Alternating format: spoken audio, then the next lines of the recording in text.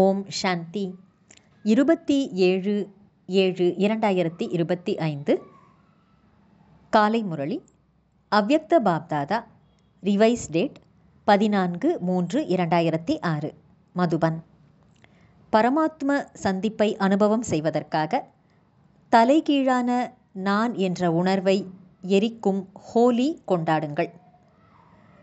திருஷ்டி என்ற பீச்சாங்குழல் மூலம் அனைத்து ஆத்மாக்களுக்கும் சுகம், சாந்தி, அன்பு மற்றும் ஆனந்தத்தின் நிறத்தை பூசுங்கள். இன்று ஹோலியஸ்ட் தந்தை, புனிதத்திலும் புனிதமான தந்தை தன்னுடைய ஹோலி குழந்தைகளுடன், புனிதமான குழந்தைகளுடன் சந்திப்பை கொண்டாடி கொண்டிருக்கின்றார். நாலாபுறங்களிலும் உள்ள ஹோலி குழந்தைகள் தொலைவில் அமர்ந்திருந்தாலும் அருகில் உள்ளனர். பாப்தாதா அப்பேற்பட்ட ஹோலியான, அதாவது மகான் தூய்மையான குழந்தைகளுடைய நெற்றியில் ஜொலித்து கொண்டிருக்கும் பாக்கிய நட்சத்திரத்தை பார்த்து கொண்டிருக்கின்றார். அப்பேற்பட்ட மிக மிக பவித்திரமானவர்களாக முழு கல்பத்திலும் வேறு யாரும் ஆவதில்லை. இந்த சங்கம யுகத்தில் தூய்மைக்கான விரதம் எடுக்கக்கூடிய பாக்கியவான் குழந்தைகள் எதிர்காலத்தில் இரட்டை தூய்மையானவர்களாக ஆகின்றார்கள். சரீரத்தாலும் தூய்மையாக மற்றும் ஆத்மாவும் தூய்மையாக ஆகிறது. முழு கல்பத்தை சுற்றி வாருங்கள். எத்தனை மகான் ஆத்மாக்கள் வந்திருக்கின்றார்கள். ஆனால் சரீரமும் தூய்மையாக ஆத்மாவும் தூய்மையாக இருக்கும்படியான அப்பேற்பட்ட தூய்மையானவராக எந்த ஒரு தர்ம ஆத்மாவும் ஆகவில்லை, மகான் ஆத்மாவும் ஆகவில்லை. ஆஹா, என்னுடைய மகான் பவித்திர குழந்தைகளே, ஆஹா என்று பாப்தாதாவுக்கு குழந்தைகளாகிய உங்கள் மீது பெருமிதம் உள்ளது. இரட்டை தூய்மையானவராகவும் இரட்டை கிரீடதாரியாகவும் எவரும் ஆகவில்லை. இரட்டை கிரீடதாரியாகவும் சிரேஷ்டமான ஆத்மாக்களாகிய நீங்கள்தான் ஆகிறீர்கள். தன்னுடைய அந்த இரட்டை தூய்மை மற்றும் இரட்டை கிரீடதாரி சொரூபம் கண் முன்னால் வந்து கொண்டிருக்கிறதல்லவா? ஆகையால் இந்த சங்கம யுகத்தில் குழந்தைகளாகிய உங்களுடைய நடைமுறை வாழ்க்கை என்ன உருவாகியுள்ளதோ அந்த வாழ்க்கையின் ஒவ்வொரு விசேஷ தன்மையினுடைய நினைவு சின்னத்தை உலகத்தினர் உற்சவமாக கொண்டாடி கொண்டிருக்கிறார்கள். இன்றும் கூட நீங்கள் அனைவரும் அன்பு என்ற விமானத்தில் ஹோலியை கொண்டாடுவதற்காக இங்கு வந்து சேர்ந்துள்ளீர்கள். ஹோலி கொண்டாடுவதற்காக வந்திருக்கிறீர்கள் அல்லவா? நீங்கள் அனைவரும் தங்கள் வாழ்க்கையில் தூய்மையின் ஹோலியை கொண்டாடி இருக்கிறீர்கள். ஒவ்வொரு ஆன்மீக இரகசியத்தை உலகத்தினர் ஸ்தூலமாக காண்பித்துள்ளனர். ஏனென்றால் அவர்கள் தேக உணர்வுடையவர்கள் அல்லவா? நீங்கள் ஆத்ம உணர்வுடையவர்கள், ஆன்மீக வாழ்க்கை வாழ்பவர்கள். அவர்களோ தேக உணர்வுடையவர்கள். எனவே அனைத்தையும் ஸ்தூலமாக எடுத்துக்கொண்டார்கள். நீங்கள் யோக அக்னியின் மூலம் தங்களுடைய பழைய சமஸ்காரம் சுபாவத்தை பஸ்மமாக்கிவிட்டீர்கள், எரித்து விட்டீர்கள். உலகத்தினரோ ஸ்தூலமான நெருப்பிலே எரிக்கின்றனர். ஏன் பழைய சமஸ்காரத்தை எரிக்காமல் பரமாத்மாவின் தொடர்பினுடைய சாயம் ஒட்டாது, பரமாத்மா சந்திப்பின் அனுபவத்தை செய்ய முடியாது. எனவே உங்களுடைய வாழ்க்கைக்கு அந்த அளவுக்கு மதிப்பு உள்ளது. உங்கள் ஒவ்வொரு அடியும் உற்சவமாக கொண்டாடப்படுகின்றது. ஏன்? நீங்கள் சங்கம யுகம் முழுவதும் உற்சாகம் மற்றும் ஊக்கம் நிறைந்த வாழ்க்கையை உருவாக்கியுள்ளீர்கள். உங்களுடைய வாழ்க்கையின் நினைவு சின்னத்தை ஒரு நாள் உற்சவமாக அவர்கள் கொண்டாடுகின்றனர். அனைவருக்கும் அப்படிப்பட்ட சதா உற்சாகம், ஊக்கம் மற்றும் குஷி நிறைந்த வாழ்க்கை உள்ளதல்லவா? எப்பொழுதும் உள்ளதா அல்லது அவ்வப்பொழுது உள்ளதா? சதா உற்சாகத்தில் இருக்கின்றீர்கள், குஷியில் இருக்கின்றீர்கள். குஷி நம்முடைய வாழ்க்கையில் விசேஷமாக கிடைத்துள்ள பரமாத்மாவின் பரிசாகும். எது வேண்டுமானாலும் நடக்கட்டும். ஆனால் பிராமண வாழ்க்கையின் குஷி, உற்சாகம், ஊக்கம் என்பது செல்ல முடியாது என்று யார் நினைக்கிறீர்கள்? யாருக்கு அப்பேற்பட்ட அனுபவம் உள்ளதோ அவர்கள் கை உயர்த்துங்கள். பாப்தாதா ஒவ்வொரு குழந்தையின் முகம் சதா மகிழ்ச்சியாக இருப்பதை பார்க்க விரும்புகின்றார்.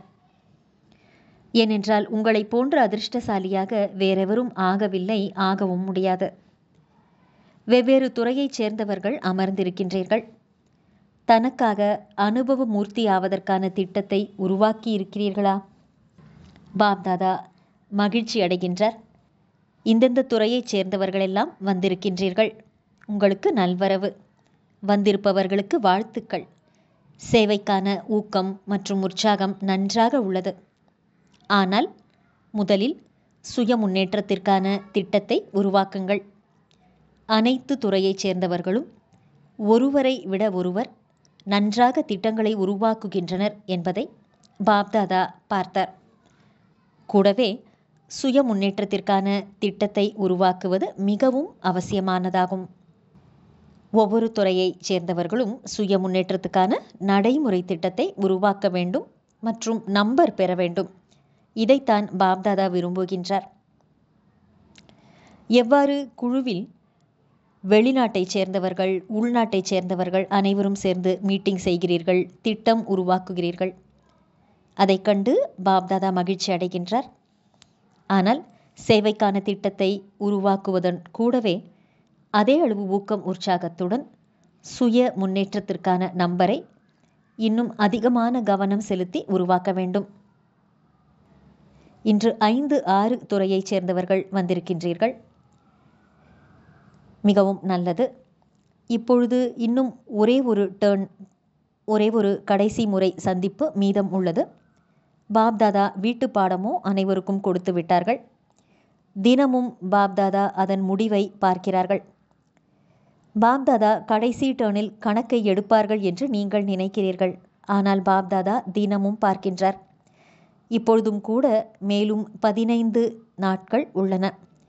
இந்த 15 நாட்களில் ஒவ்வொரு துறையைச் சேர்ந்தவர்கள் யாரெல்லாம் வந்திருக்கிறீர்களோ மற்றும் யார் வரவில்லையோ அந்த துறையில் நிமித்தம் ஆகியிருக்கும் குழந்தைகளுக்கும் பாப்தாதா இந்த சமிக்ஞையை கொடுக்கின்றார். ஒவ்வொரு துறையினரும் தங்களுடைய சுய முன்னேற்றத்திற்காக ஏதாவது ஒரு திட்டத்தை உருவாக்குங்கள்.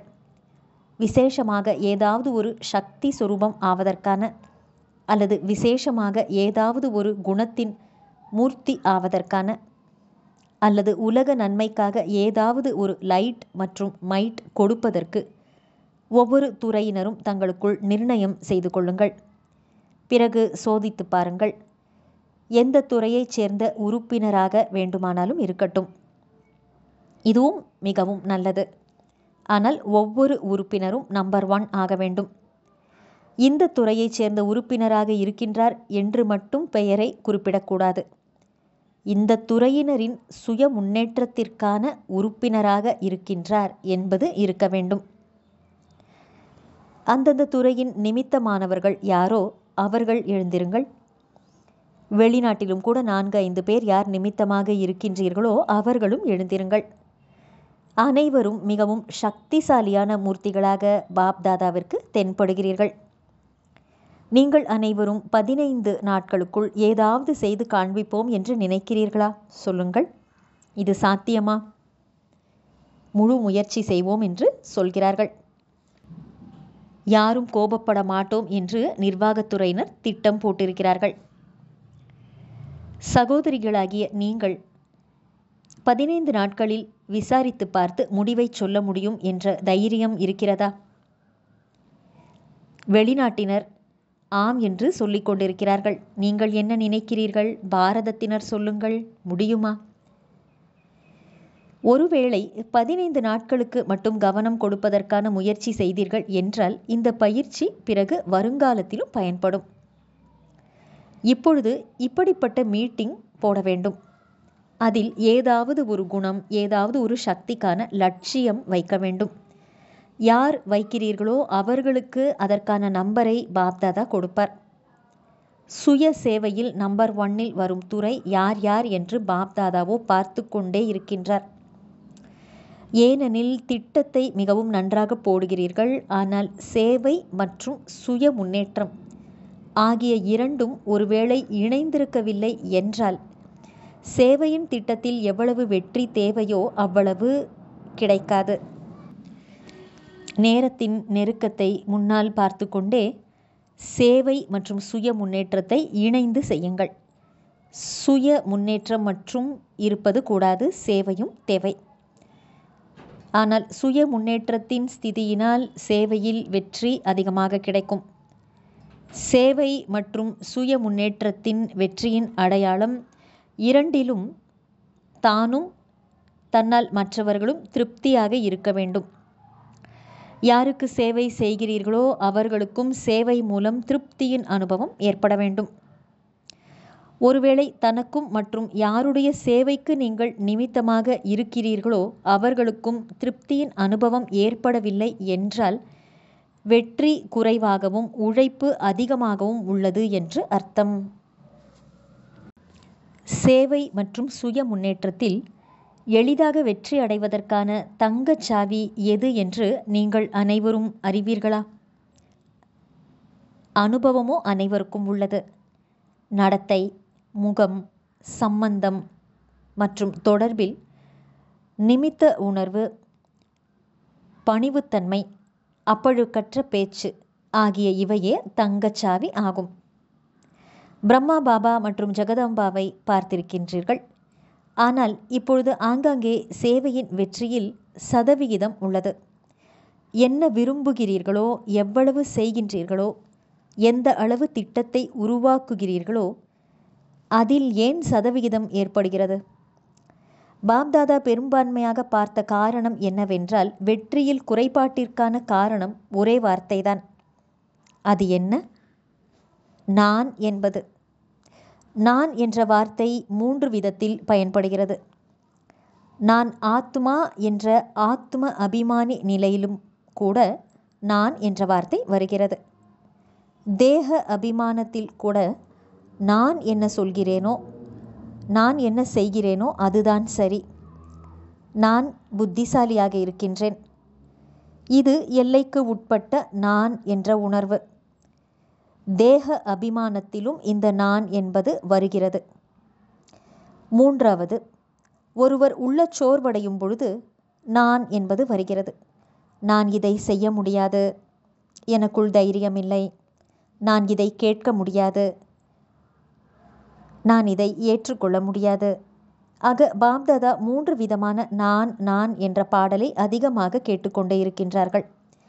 பிரம்மா பாபா மற்றும் ஜெகதம்பா நம்பரை பெற்றிருக்கிறார்கள் என்றால் அவர்களிடம் தலைகீழான நான் என்ற உணர்வே இல்லை, அதை பற்றிய ஞானமே இல்லை என்ற விசேஷத்தன்மை இருந்தது.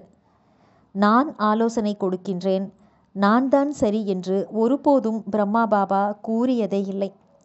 பாபா பாபா பாபா செய்ய வைத்து கொண்டிருக்கின்றார், நான் செய்யவில்லை. நான் புத்திசாலி அல்ல, குழந்தைகள் புத்திசாலிகள் என்றுதான் அவர் கூறினார். ஜெகதம்பாவினுடைய வாசகம் நினைவில் இருக்கிறதா? பழையவர்களுக்கு நினைவிருக்கும். கட்டளை இடுபவர் கட்டளைப்படி நடத்தி கொண்டிருக்கின்றார். நான் என்பது இல்லை, இயக்கும் பாபா இயக்கி கொண்டிருக்கின்றார். செய்ய வைக்கக்கூடிய தந்தை செய்ய வைத்து கொண்டிருக்கின்றார். ஜெகதம்பா இதைத்தான் கூறினார். எனவே முதலில் அனைவரும் தனது உள்ளத்தில் இருந்து இந்த அபிமானம் மற்றும் அவமானத்தினுடைய நான் என்ற சொல்லை முடித்துவிட்டு முன்னேறி செல்லுங்கள். ஒவ்வொரு விஷயத்திலும் பாபா பாபா என்பது இயல்பாக வெளிப்பட வேண்டும், இயற்கையாக வெளிப்பட வேண்டும். ஏனென்றால் தந்தைக்கு சமமாவதற்கான சங்கல்பமோ அனைவரும் வைத்திருக்கிறீர்கள். சமம் ஆவதில் இந்த ஒரே ஒரு ராயலான நான் என்பதை மட்டும் எரித்து விடுங்கள். நல்லது. கோபமும் படமாட்டீர்கள். கோபம் ஏன் வருகிறது? ஏனெனில் நான் என்பது அங்கு வருகிறது.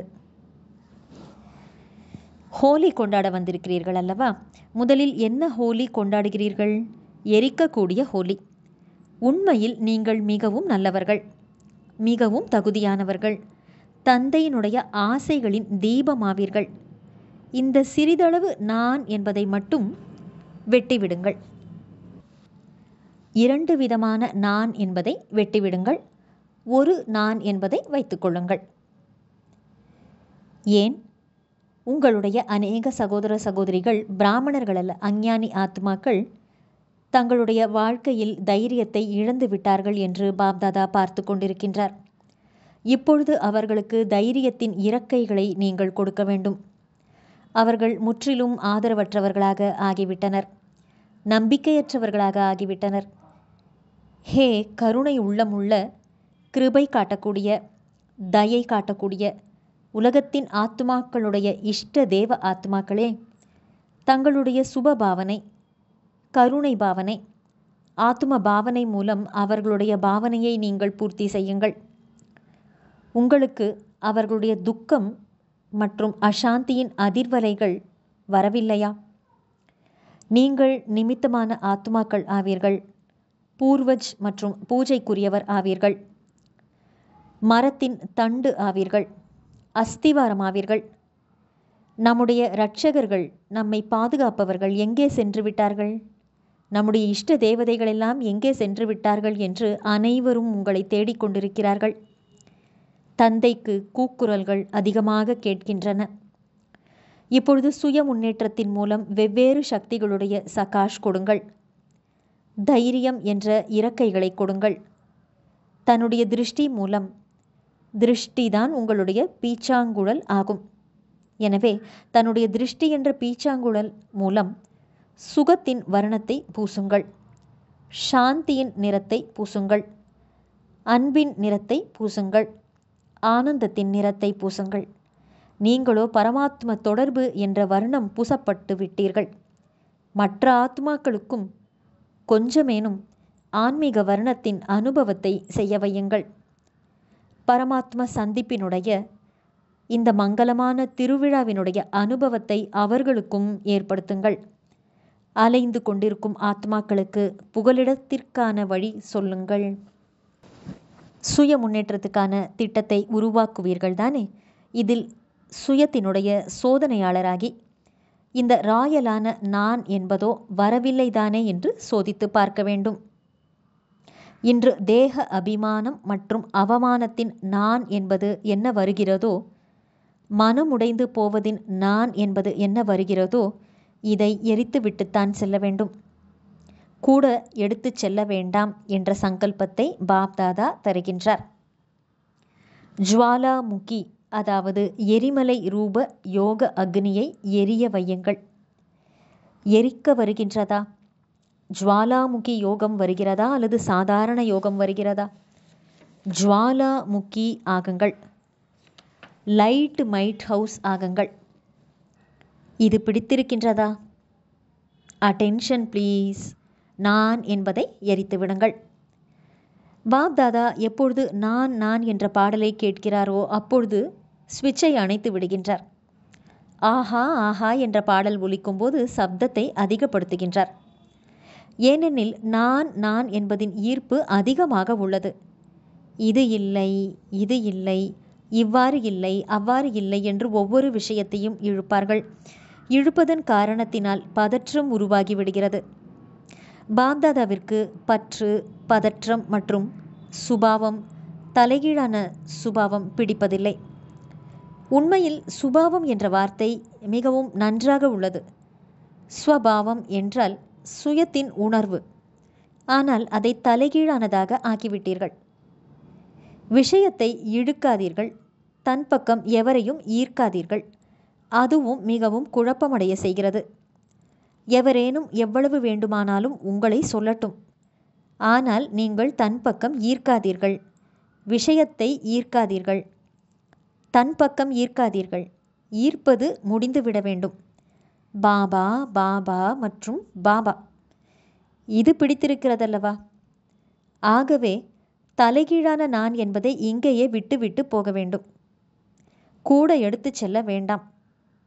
நான் பாபாவுடையவன், பாபா என்னுடையவர் என்ற உங்களுடைய பாடல் உள்ளதல்லவா? ஒரு நான் என்பதை வைத்துக் கொள்ளுங்கள், இரண்டு நான் என்பதை அழித்து விடுங்கள். ஹோலி கொண்டாடி விட்டீர்களா? சங்கல்பத்தினால் எரித்து விட்டீர்களா? இப்பொழுதோ சங்கல்பம் செய்யுங்கள். நல்லது. நாலாபுறங்களிலும் உள்ள புனிதமான, உயர்வான, அதாவது ஹோலியஸ்ட் மற்றும் ஹையஸ்ட் குழந்தைகளுக்கு, சதா விஸ்வ கல்யாணக்காரியான விசேஷ ஆத்மாக்களுக்கு, அனைத்து பூர்வஜ் மூதாதையரான ஆத்மாக்களுக்கு, பூஜைக்குரிய ஆத்மாக்களுக்கு, தந்தையின் அனைத்து இதய சிம்மாசனதாரி குழந்தைகளுக்கு பாப்தாதாவின் அன்பான நினைவுகள் மற்றும் உள்ளத்தின் ஆசீர்வாதங்கள் சகிதமாக உள்ளத்தின் அன்பு மற்றும் நமஸ்காரம். வெகு தூரத்தில் இருந்து வந்துள்ள கடிதங்கள், கார்டுகள், இமெயில், கம்ப்யூட்டர் மூலம் வந்துள்ள செய்திகள் அனைத்தும் பாப்தாதாவிடம் வந்து சேர்ந்துவிட்டன. பாப்தாதா அந்த குழந்தைகளை தன் முன்னால் பார்த்து பல கோடி மடங்கு அன்பான நினைவுகளை கொடுத்து கொண்டிருக்கின்றார். வரதானம்: தன்னுடைய பூர்வஜ் சொரூபத்தின் நினைவு மூலம் அனைத்து ஆத்மாக்களையும் சக்திசாலி ஆக்கக்கூடிய ஆதாரமூர்த்தி மற்றும் உத்தாரமூர்த்தி ஆகுக. விளக்கம்: இந்த சிருஷ்டி என்ற மரத்தின் மூலத்தண்டு அனைவரின் பூர்வஜ் மூதாதையரான நீங்கள் பிராமணரிலிருந்து தேவதை ஆகுபவர்கள். ஒவ்வொரு கர்மத்தின் ஆதாரமான, குல மரியாதைகளின் ஆதாரமான, பழக்க வழக்கங்களின் ஆதாரமான பூர்வஜாகிய நீங்கள் அனைத்து ஆத்மாக்களினுடைய ஆதாரமூர்த்தி மற்றும் உத்தாரமூர்த்தி. அனைவரையும் சங்கடங்களில் இருந்து விடுவித்து முன்னேற்றுபவர் ஆவீர்கள். தண்டாகிய உங்கள் மூலம்தான் அனைத்து ஆத்மாக்களுக்கும் சிரேஷ்டமான சங்கல்பங்களின் சக்தி மற்றும் சர்வ சக்திகளும் கிடைக்கின்றன. அனைவரும் உங்களை பின்பற்றி கொண்டிருக்கிறார்கள். எனவே இந்த அளவுக்கு பெரிய பொறுப்பு தன் மீது உள்ளது என்பதை புரிந்து கொண்டு ஒவ்வொரு சங்கல்பத்தையும் செயலையும் செய்யுங்கள். ஏனெனில் மூதாதையரான ஆத்மாக்கள் உங்களுடைய ஆதாரத்தில்தான் சிருஷ்டியினுடைய சமயம் மற்றும் ஸ்திதியின் ஆதாரம் அடங்கியுள்ளது. ஸ்லோகன்: யார் சர்வ சக்திகளின் கிரணங்களை நாலாபுறங்களிலும் பரப்புகிறார்களோ அவர்களே மாஸ்டர் ஞான சூரியன் ஆவார்கள். அவ்யக்த சமிக்கை: சங்கல்பங்களின் சக்தியை சேமித்து கொண்டு சிரேஷ்டமான சேவைக்கு கருவியாகுங்கள். 3 வார்த்தைகளின் காரணத்தினால் கண்ட்ரோலிங் பவர் மற்றும் ரூலிங் பவர், கட்டுப்படுத்தும் சக்தி மற்றும் ஆட்சி புரியும் சக்தி குறைந்து விடுகிறது. அந்த 3 வார்த்தைகள் என்னவென்றால் வை, வாட் மற்றும் வாண்ட், ஏன், என்ன மற்றும் வேண்டும் என்பதாகும். ஏன், என்ன மற்றும் வேண்டும், இந்த 3 வார்த்தைகளை முடித்துவிட்டு ஒரு வார்த்தையை மட்டும் சொல்லுங்கள். வா வா, ஆஹா ஆஹா என்று கூறுங்கள். அப்பொழுது கட்டுப்படுத்தும் சக்தி வந்துவிடும். பிறகு சங்கல்ப சக்தியின் மூலம் நீங்கள் எல்லையற்ற சேவை செய்வதற்கு கருவியாக ஆக முடியும். நல்லது. ஓம் சாந்தி.